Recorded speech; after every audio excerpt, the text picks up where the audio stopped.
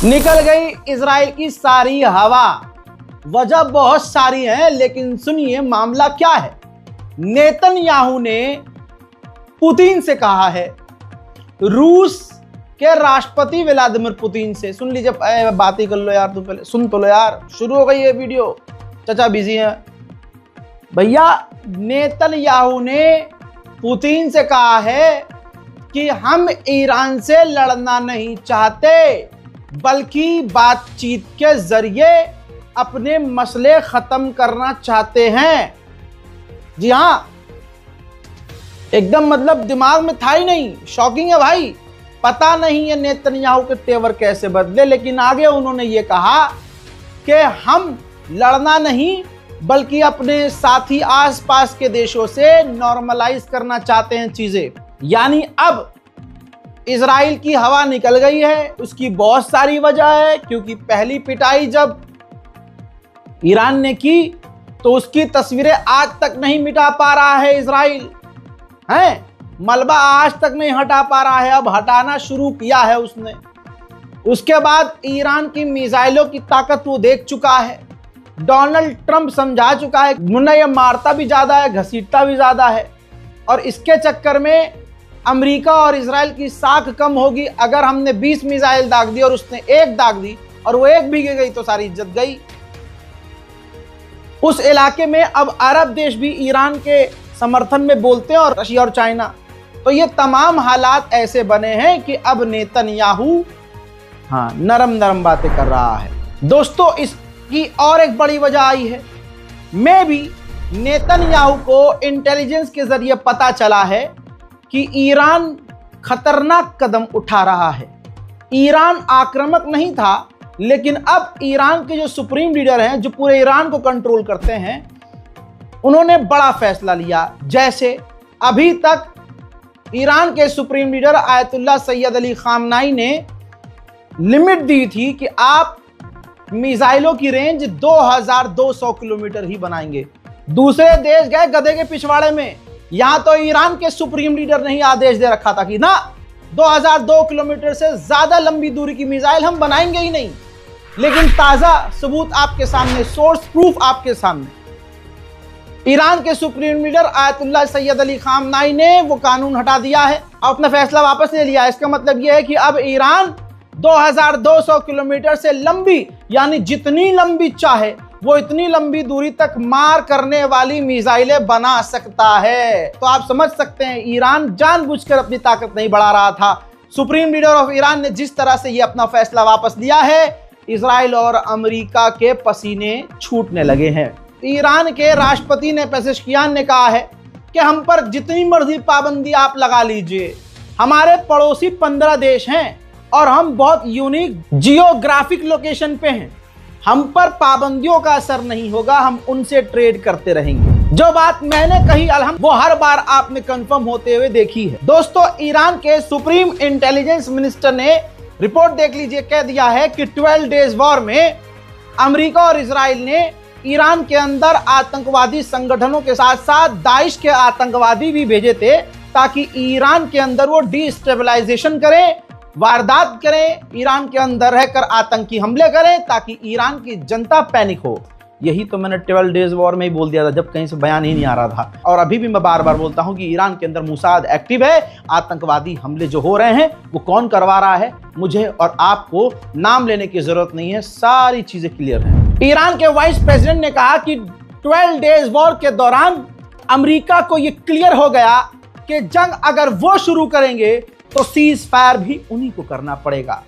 उन्होंने आगे कहा कि मेरी यूएन से बात हुई है, बहुत लोगों से बात हुई है। उन्होंने कहा कि जो ईरान के सुप्रीम लीडर को हटाने की जो बात चल रही थी, ओवरथ्रू हो गई है, वो अब खत्म हो चुकी है, क्योंकि समझ आ गया है कि ईरान क्या है, इतना आसान नहीं है। उन्होंने आगे ये भी कहा कि 12 डेज वॉर के दौरान और उस दौरान ये कोशिश की गई कि जनता टूट जाए, बिखर जाए, लेकिन उसका उल्टा हुआ। सारी ईरान की आवाम एक हुई और सब ने गवर्नमेंट का साथ दिया। हजरात, लीजिए उनका बयान, क्योंकि सबूत चाहिए होता है ना आप लोगों को। लीजिए, मेरी जबान पे तो भरोसा है भी नहीं, सुनिए। واقعا وقتی آدم برمیگرده و عملکرد مردم رو در اون 12 روز میبینه خدا وکیلی افتخار میکنه خدمتگزاری و پادویی این مردم رو. من دیگه وقت نیست چون من جلسه دارم هم بلا میخواستم اینجا وقت میشه چند تا مثال کارایی که مردم کردن. خود شما تو مردم بودید دیدید. اصلا دیگه پرونده من با دبیر کل سازمان ملل در یک از کشورها رفته بودم ملاقاتی داشتیم. ایشون حرف ایشون بود कि इन जंग 12 रोजे ईरान के इंटेलिजेंस मिनिस्टर ने यह भी कह दिया कि वो जो उनका प्लान था सरकार को पलटने का, हमारी गवर्नमेंट को ओवरथ्रो करने का, गिराने का, हमारी मिसाइलों और हमारे आर्म फोर्सेस के आगे वो हार गए हैं.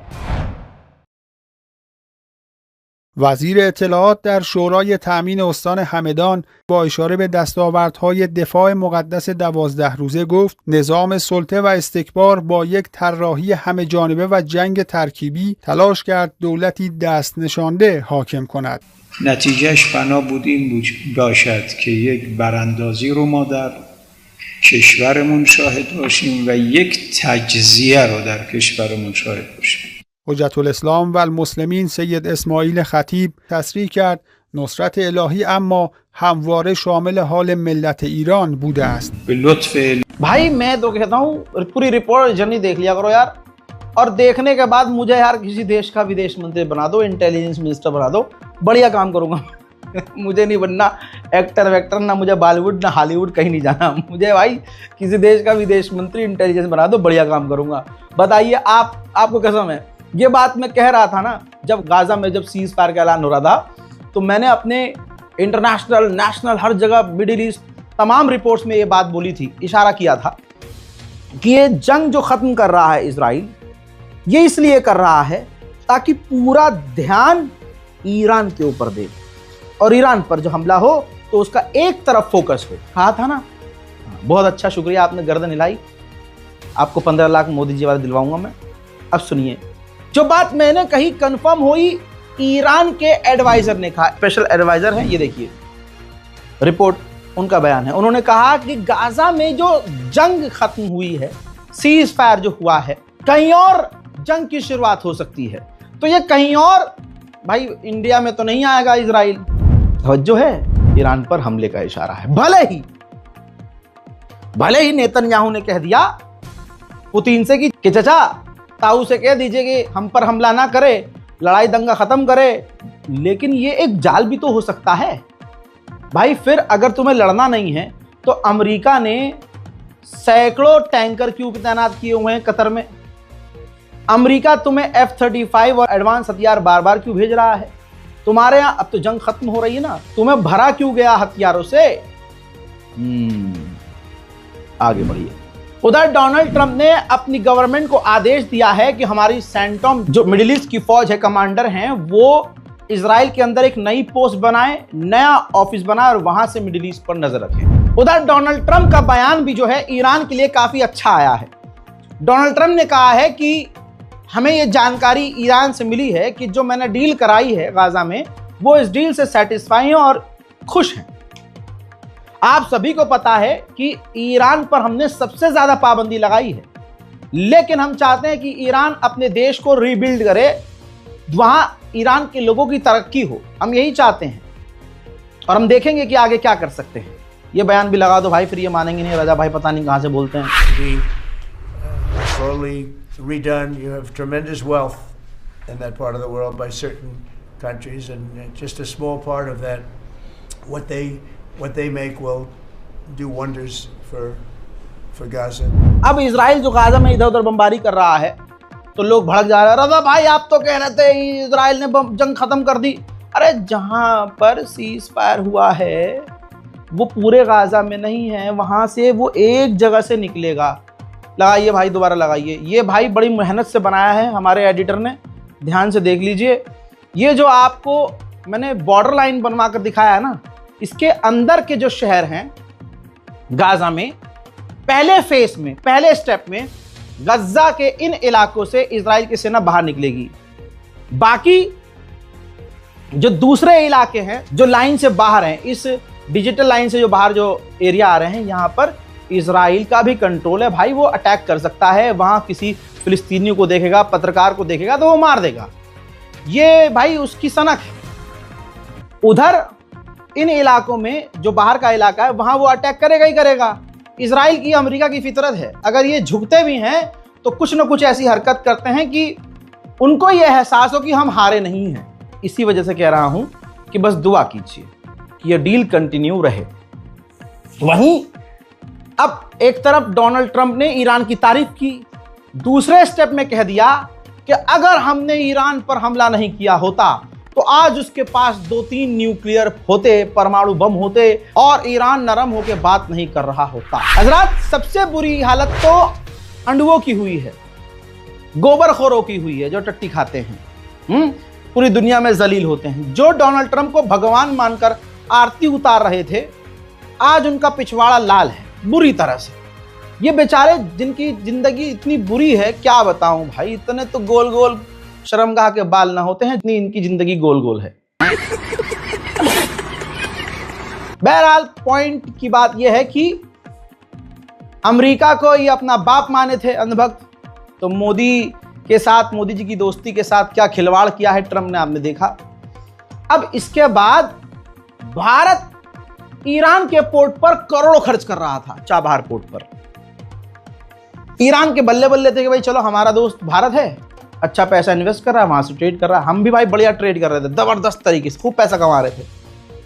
अब अमेरिका ने ईरान के उस चाबहार पोर्ट पर बैन लगाया, जिससे भाई चाबहार पोर्ट ईरान का है, किराया तो हम दे रहे हैं, तो भारत पर सीधा ये नुकसान हो गया। अब ये आपकी स्क्रीन पर हिंदुस्तान की ही रिपोर्ट है, अडवो की ही रिपोर्ट है, हिंदुवादी अखबार है, लिखता है ईरान से पेट्रोल निर्यात करने वाली कंपनियों पर ट्रंप का निशाना, भारत पर भी असर। 50 कंपनियों, व्यक्तियों और जहाजों पर प्रतिबंध लगा दिया है, बैन लगा दिया है, जिसमें भारत की कई कंपनियां भी आ रही हैं। अब सीधा सीधा इसमें नुकसान भारत को।